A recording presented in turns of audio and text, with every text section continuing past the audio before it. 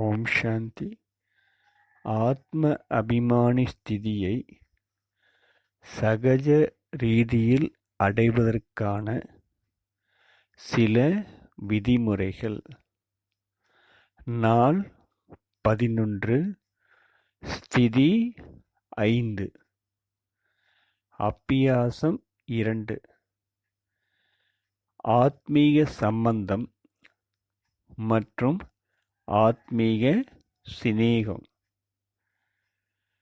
தேகத்தின் சம்பந்தம் மற்றும் தேகதாரிகளின் சிநேகம் தேகத்தின் மீது பற்றுதலை உருவாக்கி நம்மை அநேக விதமான பந்தனங்களில் சிக்க வைத்து விடுகிறது. பிறகு அதுவே நமது துக்கம் மற்றும் அசாந்திக்கு காரணம் ஆகி விடுகிறது. ஆத்மீக சம்பந்தம் ஆத்மாவாகிய எனக்கு மற்ற ஆத்மாக்களுடன் ஆன சம்பந்தத்தை காட்சிப்படுத்துகிறது. ஆத்மீக சம்பந்தத்தில் பற்றற்ற, சுயநலமற்ற மற்றும் கபடற்ற சிநேகம் உள்ளது.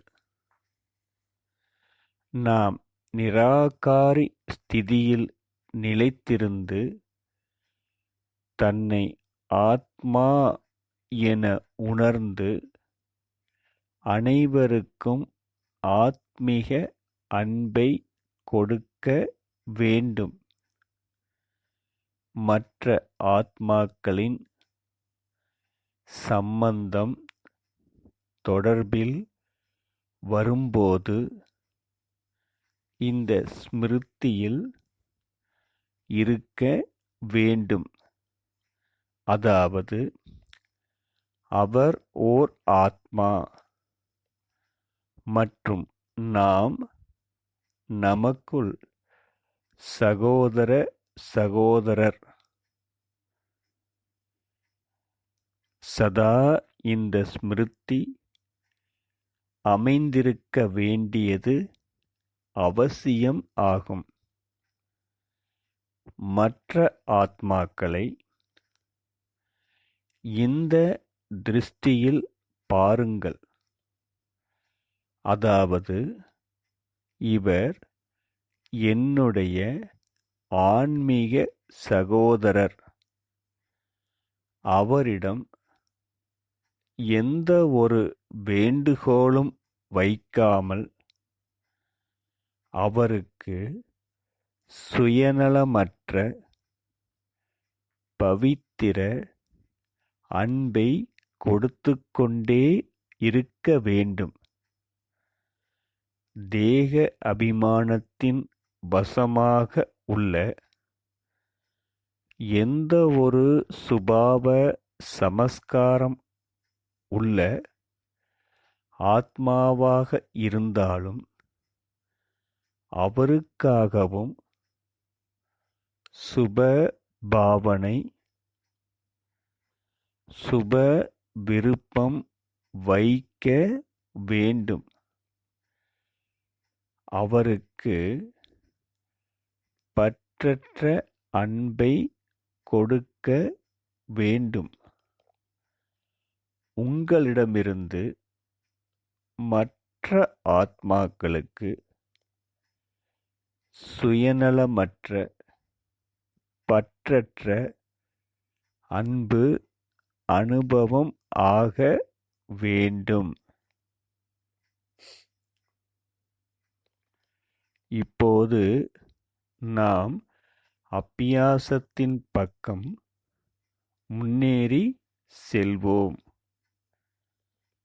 15 நிமிடங்கள் அமர்ந்து ஆத்மீக ஸ்திதியில் நிலைத்து விடுங்கள். அனுபவம் செய்யுங்கள். நான் அன்பு சொரூப ஆத்துமா.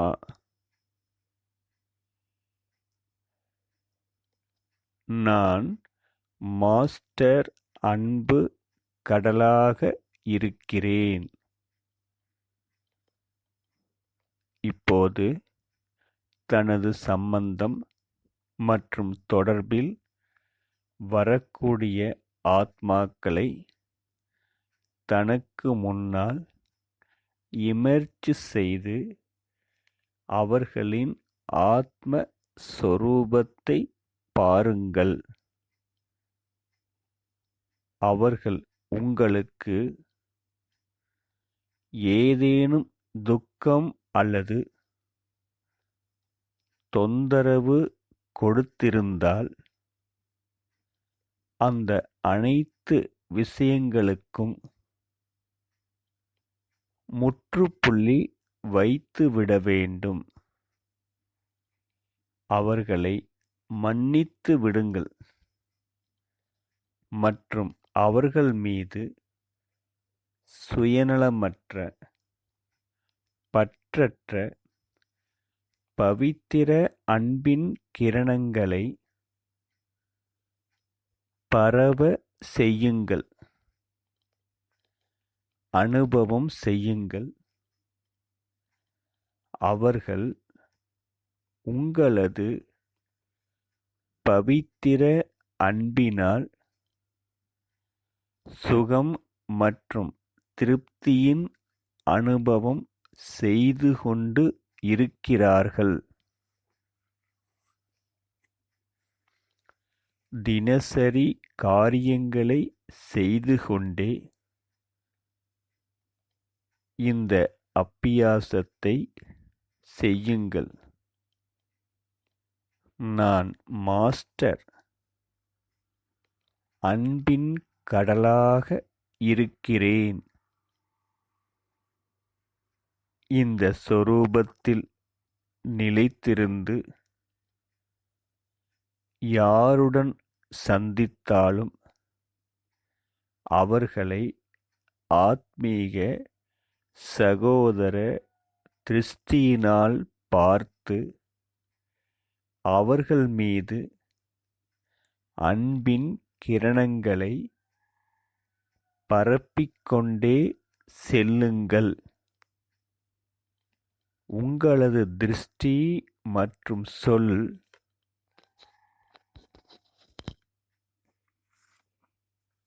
அன்பு நிறைந்ததாக இருக்கட்டும்.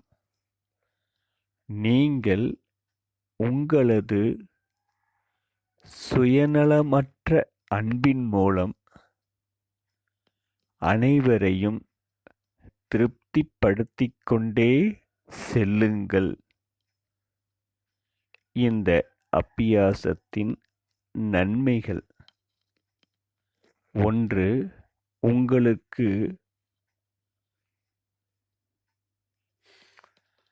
உள்ளுக்குள் மற்றவர்கள் மீதுள்ள கோபம், வெறுப்பின் பாவனையானது சகோதர சகோதரன் என்ற பாவனையாக மாறிவிடும்.